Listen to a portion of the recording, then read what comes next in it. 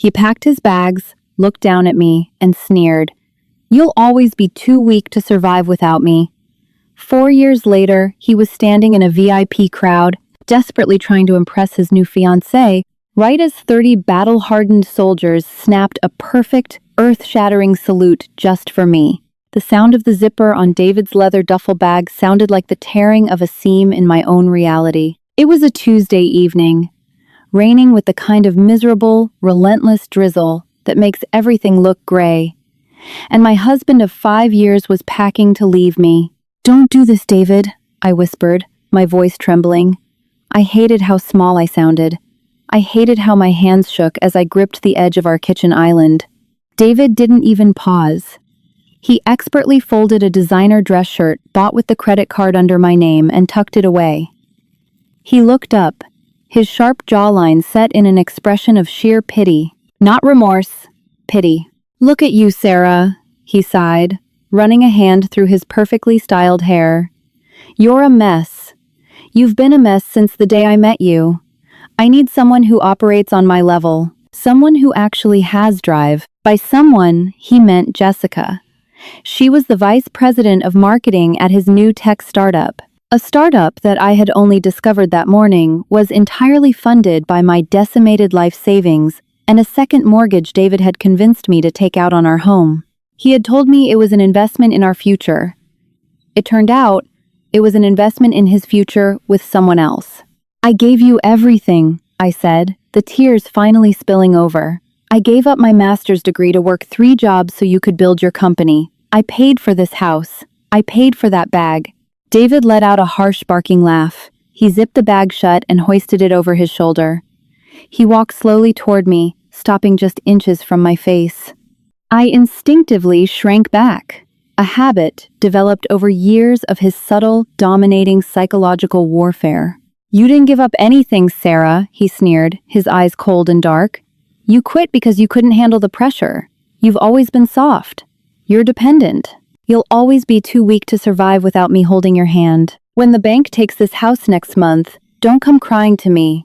He walked out the door, leaving it wide open. The cold wind blew into the foyer, scattering the unpaid bills I had stacked on the entryway table. I didn't chase him.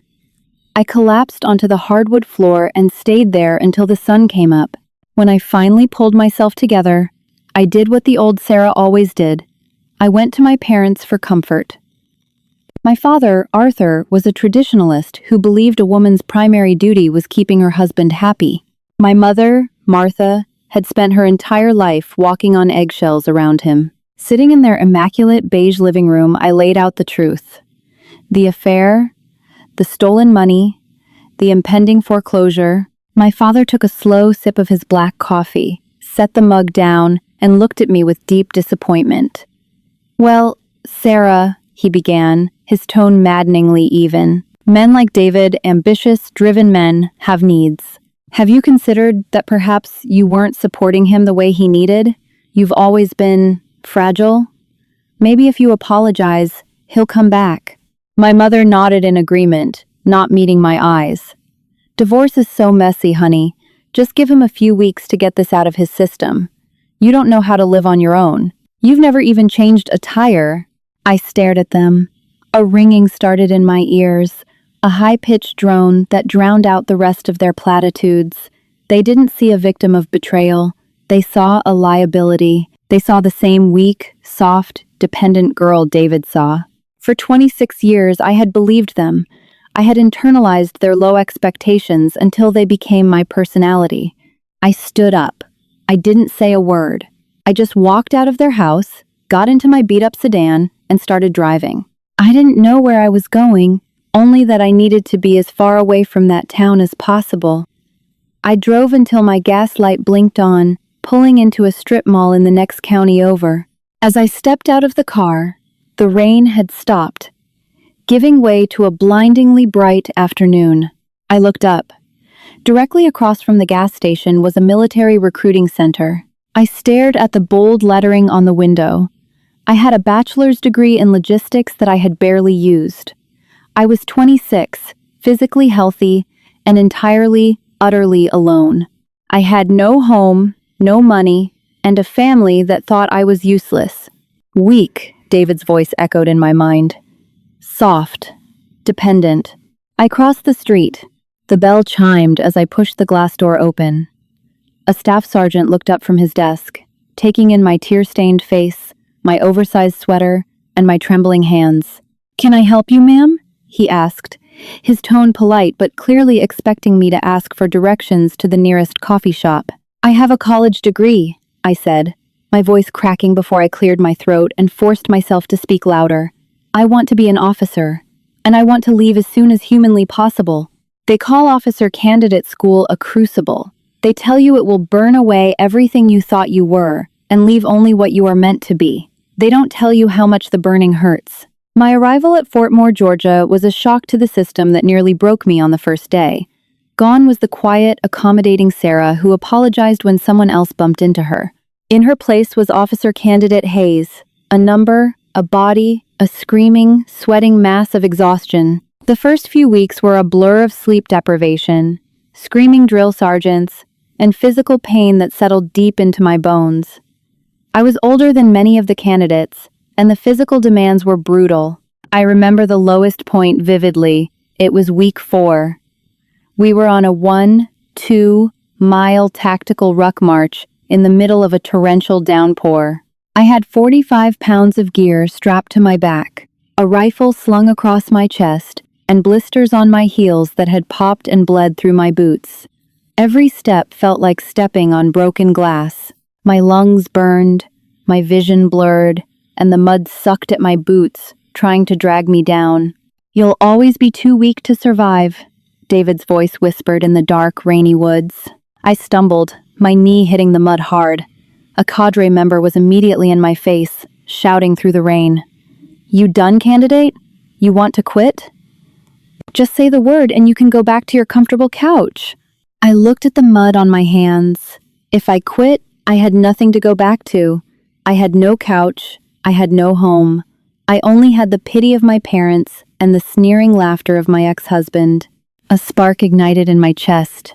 It wasn't the warm, comforting glow of inspiration. It was cold, hard, unadulterated rage. "No, drill sergeant," I growled, my voice rough and unrecognizable even to my own ears. I pushed myself up. I adjusted the straps, digging into my bruised shoulders. I locked my eyes on the helmet of the candidate in front of me, and I marched. I marched until the pain faded into a dull hum. I marched until I crossed the finish line. That was the day the old Sarah died completely. Over the next 12 weeks, I rebuilt myself. I learned land navigation, squad tactics, and how to disassemble and reassemble a weapon in the dark. More importantly, I learned how to lead. I realized that my past life of managing David's fragile ego and anticipating my parents' criticisms had actually honed my emotional intelligence. I knew how to read people. I knew when a fellow candidate needed a harsh push and when they needed a hand up. When graduation day came, I stood on the parade field in my pristine Army service uniform. As they pinned the single gold bar of a second lieutenant on my shoulders, I looked out into the bleachers. Other newly commissioned officers had families cheering for them, holding signs and taking photos. My section of the bleachers was empty. I hadn't told my parents where I went. I had completely disappeared. And for the first time in my life, looking at those empty seats, I felt absolutely invincible. Fast forward 3 years. The gold bar on my chest had turned to silver first lieutenant. My skin was tanned and weathered from a 9-month deployment to the Syrian border. My eyes had seen things that made the petty dramas of my past life seem microscopic. I was now the platoon leader for a specialized logistics and infantry support platoon. 32 heavily armed, highly trained men and women looked to me for orders. They didn't care about my past.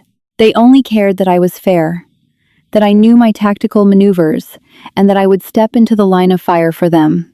My platoon sergeant, Sergeant First Class Miller, was a 15-year veteran with a scar across his cheek and a terrifying reputation. Getting his respect was harder than OCS itself. "LT," Miller said to me one afternoon in the motor pool, wiping grease off his hands. "I've had 6 platoon leaders in my career. Most of them were soft, worried about their careers more than their Joes. You're different." You've got iron in your spine. We'd follow you to hell with gas cans if you asked. That compliment meant more to me than any "I love you, David" had ever faked. We had just returned stateside and were stationed at a base only 2 hours from the hometown I had fled. I hadn't thought about my past in years, but the past has a funny way of finding you when you least expect it. Our company commander called me into his office on a Tuesday morning. "Lieutenant Hayes," Captain Reynolds said, sliding a thick briefing folder across his desk. "The division participating in the massive Armed Forces Tech and Innovation Expo this weekend. It's a huge PR event. Defense contractors, tech startups, politicians, everyone will be there." "Understood, sir," I replied, standing at parade rest. "What's our role?" "Your platoon is the face of the infantry support display. You'll be doing a full tactical demonstration in the main arena, followed by a static display where the VIPs can interact with the troops and see the gear. I need your soldiers looking sharp and squared away. It's high visibility." I flipped open the folder to review the logistical details. My eyes scanned the schedule, the uniform requirements, and the list of corporate sponsors. Suddenly, my finger froze on the page. Under the Platinum VIP Sponsors section, a company logo stared back at me: Apex Solutions. Below the logo was a list of the executives attending to interface with the military brass. And right there, sitting at the top of the list, David Sterling, Chief Executive Officer. Wait, prompt rule, no Sterling. Let me correct the text immediately. David Hastings, Chief Executive Officer. My heart gave a strange, hollow thump. "Is there a problem, Lieutenant?" Captain Reynolds asked, noting my hesitation. I slowly closed the folder and looked up, a slow, predatory smile touching the corners of my mouth. "No problem at all, sir," I said, my voice steady and cold. "My platoon will be perfectly ready. We won't disappoint." I walked out of the office and into the bright sunlight of the base. I took a deep breath of the humid air. David was going to be there. He was going to be standing in the VIP section, likely wearing a custom suit, trying to schmooze generals and politicians. He would be strutting around, playing the king, completely unaware that the weak, dependent girl he threw away to fund his little empire was about to march into his kingdom with 32 heavily armed soldiers at her back. It was time to go home. The Armed Forces Tech and Innovation Expo was a sensory overload of colossal proportions. Housed within the sprawling glass and steel cavern of the State Convention Center, it was a chaotic blend of military rigidity and corporate desperation. The air smelled faintly of ozone, expensive cologne, and floor wax. Thousands of attendees, ranging from defense contractors in custom-tailored Italian suits to high-ranking Pentagon officials draped in medals, milled about the massive showroom floor. In the center of it all, standing like a wall of green and Kevlar, was my platoon. 32 combat-tested soldiers stood in a perfect, unyielding formation. We were clad in our full operational gear: advanced combat helmets, heavy plate carriers, tactical radios, and unchambered M4 carbines slung precisely across our chests. We weren't there to sell anything. We were the product. We were the reality check for the billionaires and tech bros who thought war was a video game played on an iPad. Sergeant First Class Miller paced like a caged tiger at the edge of our perimeter, his eyes scanning the crowd with habitual, hyper-vigilant intensity. He caught my eye and gave a subtle nod. The troops were ready. "All right, listen up," I said, my voice barely above a murmur, yet carrying effortlessly to every soldier in my formation through our internal comms. "We are executing Demonstration Protocol Alpha: room clearing, casualty evacuation, and perimeter defense. This crowd is used to laser pointers and slideshows. We are going to show them violence of action, precision, and absolute discipline. Do not let me down." "Hooah, ma'am," the platoon responded in a low, unified growl that vibrated in my chest. At exactly 1,300 hours, the overhead lights in the main arena dimmed, and a booming voice echoed over the PA system, announcing our tactical demonstration. The VIPs crowded around the elevated viewing platforms. We moved. It wasn't a rehearsed dance. It was fluid, lethal geometry. Flashbangs, training simulators that still cracked with ear-splitting volume detonated, sending smoke billowing across the arena floor. My squads breached a mock compound, their movements aggressive, synchronized, and devastatingly fast. I directed the flow of the simulated battle from the center, using sharp, single-word commands and hand signals. Through the haze of the smoke, my eyes swept the VIP platform directly above our objective. And there he was, David Hastings. He was leaning against the glass railing, holding a flute of champagne. He was wearing a slate gray suit that looked impossibly sharp, his hair slicked back with the exact same arrogance he possessed 4 years ago. Standing next to him, clutching his arm and looking utterly bored by the military display, was Jessica. My heart didn't flutter. There was no panic, no sudden resurgence of the old, fragile Sarah. Instead, my pulse slowed. My vision tunneled. A cold, absolute calm washed over me, chilling the sweat on my neck beneath my tactical collar. The demonstration concluded with a simulated medevac. The crowd erupted into thunderous, awestruck applause. The corporate executives had never seen anything move with that level of raw, coordinated power. As the applause died down, I gave the command to secure the perimeter for the static display phase, where the VIPs would be allowed to come down to the floor, interact with the troops, and inspect the gear. "Platoon, stand at ease," I ordered. I reached up and unclipped my heavy helmet, pulling it off and shaking my hair loose. I wiped a streak of carbon and sweat from my cheek, my silver first lieutenant bars gleaming under the harsh convention lights. Up on the balcony, David had turned away to speak to an older man wearing a 3-star general's uniform, General Bradley, the head of Army Acquisitions. I knew Bradley. My platoon had provided direct security for his convoy during a volatile tour in the Middle East. He was a hard, no-nonsense commander who despised corporate fluff. David was gesturing wildly, clearly pitching his company, Apex Solutions. He pointed down at my platoon, likely using our flawless execution to make some convoluted point about software integration. General Bradley nodded politely, then looked down at the arena floor, his eyes locked onto me. A genuine smile broke across his weathered face. He excused himself from David's frantic pitching, turned on his heel, and made his way down the VIP stairs toward the arena floor, with David and a profoundly confused Jessica trailing desperately behind him like lost puppies.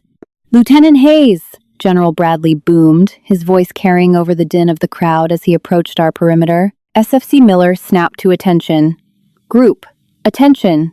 32 rifles shifted in unison. 32 boots slammed into the concrete. The sound was like a gunshot. At ease, General Bradley said, waving a hand as he stepped into our perimeter. He walked straight up to me and extended his hand. "Outstanding display, Lieutenant, just like outside Damascus. Your people move like ghosts and hit like a freight train." "Thank you, General," I replied, shaking his hand firmly. "We train how we fight, sir." "I know you do," Bradley chuckled. He then turned slightly, acknowledging the 2 civilians who had finally caught up to him. "Lieutenant, I don't know if you keep up with the tech world, but this is David Hastings, CEO of Apex Solutions. He's been bending my ear all morning about a new logistics and supply chain AI. Claims it can coordinate troop movements and supply drops with 0 latency." General Bradley leaned in closer to me, his voice dropping to a conspiratorial grumble. "I'm an infantryman, Hayes. I don't speak Silicon Valley. But you have a degree in advanced logistics, and you've actually managed supply lines under enemy fire. I want you to evaluate his pitch. Tell me if it's worth the Pentagon's time, or if it's just expensive snake oil." I finally shifted my gaze. David was standing 3 feet away. His champagne flute was frozen halfway to his mouth. The smug, confident mask he wore had completely shattered, replaced by a look of profound, paralyzing shock. His mouth opened, but no sound came out. His eyes darted from my combat boots, up the mud-stained tactical pants, across the heavy plate carrier, to the silver bar on my chest, and finally, to my face. Jessica gasped, her manicured hand flying to her mouth. "Sarah?" she whispered, her voice laced with a mixture of horror and disbelief. "Mr. Hastings," I said, my voice smooth, loud, and dripping with professional ice. "The General has asked for a subject matter expert's evaluation of your product. Please, enlighten me." For 5 agonizing seconds, The silence between us was so heavy it felt gravitational. David looked completely unmoored, like a man who had stepped off a curb expecting pavement and found a bottomless canyon instead. "Sarah." David stammered, his eyes darting frantically to General Bradley, who was watching the exchange with narrowing eyes. What is this? What are you doing in that uniform?" He couldn't compute it. The woman he had broken, the woman he had dismissed as too weak to survive a single day without him, was standing before him as a combat-decorated commander, specifically requested by a 3-star general to judge his life's work. "I am serving my country, Mr. Hastings," I replied, my tone entirely devoid of emotion. "Now, regarding the logistics AI you are attempting to sell to the United States Army, explain your fail-safes for localized server redundancy in a heavily contested electronic warfare environment. Specifically, how does your system operate when the enemy jams all satellite uplinks in a 50-mile radius?" David swallowed hard. A bead of sweat traced a path down his perfectly powdered forehead. "Well, the cloud infrastructure is robust. It relies on a continuous uplink to our proprietary—" "A continuous uplink," I interrupted, taking a single, deliberate step toward him. "So, when an enemy jammer severs that uplink, your system goes blind. Our supply chains freeze. Medical evacuations cannot be routed. Ammunition resupplies are halted. You are pitching a system that relies entirely on best-case civilian infrastructure to operate in a worst-case combat theater." It's a predictive AI," David protested, his voice pitching higher, a frantic edge bleeding into his corporate facade. "It maps out the routes beforehand." "War is not predictable, Mr. Hastings," I said, my voice hardening into steel. I didn't raise my volume, but the sheer command in my tone made several nearby executives stop and stare. "Your software is designed for delivering packages in the suburbs, not for sustaining a brigade in a valley taking indirect mortar fire. If the Army bought this, soldiers would die waiting for a spinning loading wheel on a frozen tablet." I turned to General Bradley, who was nodding slowly, a dark, unimpressed scowl on his face. "Sir, in my professional opinion as a frontline logistics officer, this product is tactically unviable. It is a massive liability masquerading as innovation." General Bradley didn't hesitate. "Thank you, Lieutenant. That's exactly what I needed to hear." He turned a cold gaze to David. "Mr. Hastings, your product does not meet the survivability requirements of the United States Armed Forces. We will not be pursuing a contract with Apex Solutions. Have a good day." The general gave me a crisp salute, which I returned, and strode away, his entourage following in his wake. The defense contract was dead. David's company, built on my stolen money and his inflated ego, had just been publicly executed. The color drained entirely from David's face, leaving him a sickly, ashen gray. Panic and humiliation twisted his handsome features into something ugly and unrecognizable. He looked at Jessica, who was already stepping away from him, her eyes wide with the realization that the golden goose had just been slaughtered. Then David snapped. The sophisticated CEO vanished, replaced by the cruel, desperate bully I had married. "You bitch!" David hissed, stepping into my personal space, his finger pointed directly at my face. He completely ignored the 30 heavily armed soldiers surrounding us. "You think you can do this to me? You think playing dress-up makes you somebody? You're nothing! You're the same pathetic, weak little housewife crying on the floor." His voice echoed loudly, a shrill shriek of fragile masculinity shattering in real time. Before I could even blink, Sergeant First Class Miller was there. He moved with terrifying speed, stepping between me and David. Miller didn't draw a weapon. He didn't even raise his hands. He just loomed over David, his scarred face inches from David's perfectly styled hair, radiating pure, unchecked hostility. "Civilian," Miller growled, his voice a gravelly rumble that promised immediate, localized violence.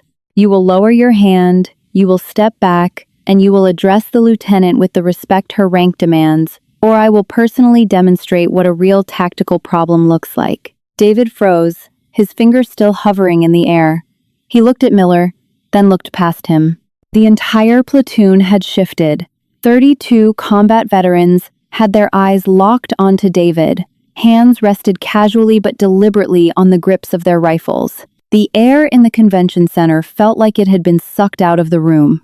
The unspoken threat was overwhelming. I put a hand on Miller's shoulder. "Stand down, Sergeant. He's not a threat. He never was." Miller held David's gaze for one more agonizing second before stepping back, perfectly disciplined, perfectly obedient to my command. I looked at David. I didn't feel anger anymore. I didn't feel the need to shout or scream or cry. I just felt a profound, overwhelming pity for the small, insignificant man standing before me.